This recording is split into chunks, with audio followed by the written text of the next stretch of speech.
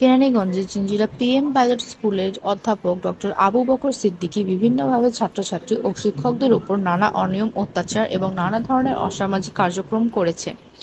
এরই ধারাবাহিকতায় শিক্ষার্থীরা তার পদত্যাগের জন্য দীর্ঘ ১৫ দিন ব্যাপী আন্দোলন চালিয়ে আজ ২৮/৮/২০২৪ তারিখে আলোচনা সভায় থাকার জন্য বলা হয়েছিল, কিন্তু তিনি আসেননি। তাই তার অনুপস্থিত থাকার কারণে তাকে Jinjira PM pilot school and college থেকে বহিষ্কার করা হয়েছে।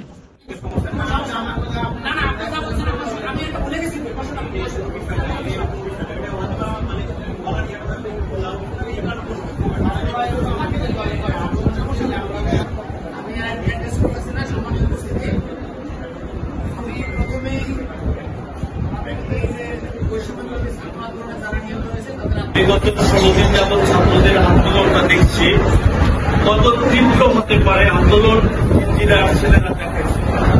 আপনার যেদিন ওরা কদমতলিতে বসে পুরা মাওয়া পর্যন্ত লেগে যায়। আসলে আমরা তো সচেতন নাগরিক হিসেবে এটা মেনে নিতে পারি না।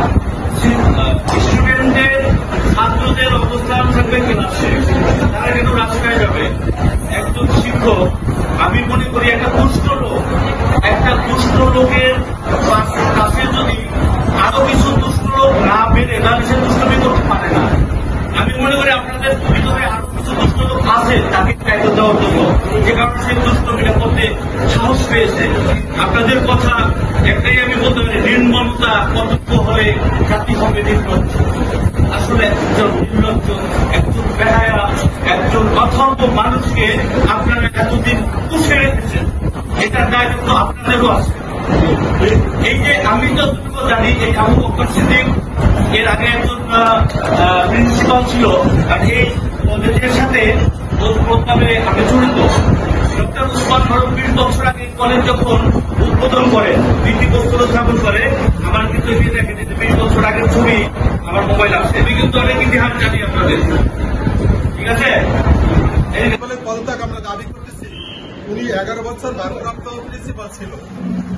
উনি যখন স্যারের নিয়োগ আর আমার নিয়োগ একসঙ্গে, শুধু তারিখের হেরফের আছে।